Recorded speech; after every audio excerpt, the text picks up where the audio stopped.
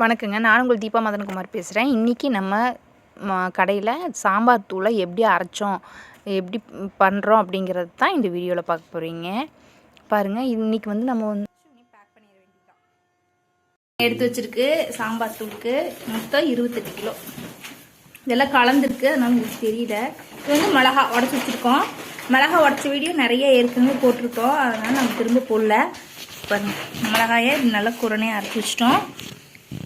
மல்லி பெருங்காயம் எல்லாம் போட்டு வறுத்துங்கிறது எப்படி பொரிஞ்சிருக்கு தெரியுதுங்களா? நல்ல பெருங்காயத்தை பொரித்து உடச்சி எடுத்து வச்சுருக்கோம். சீரகம் எல்லாமே தெரியுதுங்களா? கடலப்பருப்பு எல்லாமே போட்டாச்சு. மொத்தம் 28 கிலோ அரைக்கிறதுக்கு ரெடி ஆகிட்டுருக்கோம். அரைச்சிட்டு நான் உங்களுக்கு காட்டுறேன்.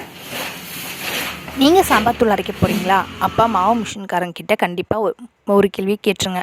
அண்ணா, இதுக்கு முன்னாடி பட்டா சோம்பு போட்டிருக்கீங்களா அப்படின்னு கேட்டுக்கோங்க. இருக்கவே இருக்கக்கூடாது.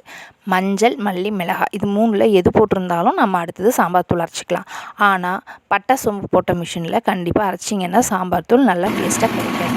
அதனால் எந்த மாவு மில்லுக்கு போனாலும் எப்பவும் இந்த வார்த்தையை கேட்டுட்டு சாம்பார் தூள் அரைச்சிக்கோங்க. அதே மாதிரி அரைச்ச முன்னே 2 நிமிஷம் ஆற வச்சு பொறுமையாக இருந்து வாங்கிட்டு வாங்க. உங்கள் சாம்பார் தூள் கண்டிப்பாக சூப்பராக இருக்கும். அவங்களுக்கு அரைக்கிறதுக்கான டைமையும் கொடுங்க. நிதானமாக அரைச்சி நல்லபடியாக ஆற போட்டு உங்களுக்கு எடுத்து கொடுப்பாங்க. அப்போ அந்த தூளோட தன்மை மாறாமல் இருக்கும்.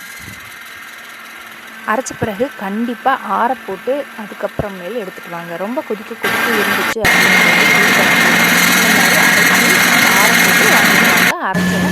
என்னங்க ஃபர்ஸ்ட் டைம் அரைச்சது ஆறிடுச்சா? அரைச்சது நல்லா மிக்ஸ் பண்ணி ஆற வச்சாச்சுங்க. இப்போ எடுத்து போட்டு மறுபடியும் அரைச்சிட்டு மறுபடியும் ஆற போட்டு எடுத்து வச்சுருவோம். இப்போ பார்த்தீங்கன்னா நம்ம நிறைய குவான்டிட்டி அரைக்கிறனால நம்ம 2 தாட்டி அரைச்சிட்டு ஆற போட்டுட்டு மறுபடியும் அரைச்சிட்ருக்கோம். இதை அரைச்ச பிறகு மறுபடியும் ஆற போட்டு நல்லா ஆறின பிறகு எடுத்து வச்சு பேக் பண்ணிக்கலாம். அப்போ தான் அந்த தூள் வந்து கெடவே கெடாது. கிட்டத்தட்ட நம்ம ப்ரிசர்வேஷன் பவுடர் எதுவும் சேர்த்துறதில்ல. இருந்தாலும் அதுக்கு லைஃப் டைம் 6 மாதம் கண்டிப்பாக வரும். கரெக்டான பக்குவத்தில் மெயின்டைன் பண்ணிங்கன்னா 6 மாதம் அது. சாம்பார் தூள் அரைச்சி வச்சுங்க. கலர் எப்படி தெரியுது பார்த்தீங்களா? வீட்டில் தான் ஆரம்பிச்சிருக்கோம். கடையில் ஆளுங்க வர ஆரம்பிச்சிட்டாங்கன்ட்டு வீட்டுக்குள்ளே தான் ஆரம்பிச்சுட்டு பார்த்துக்கோங்க. நைஸ்.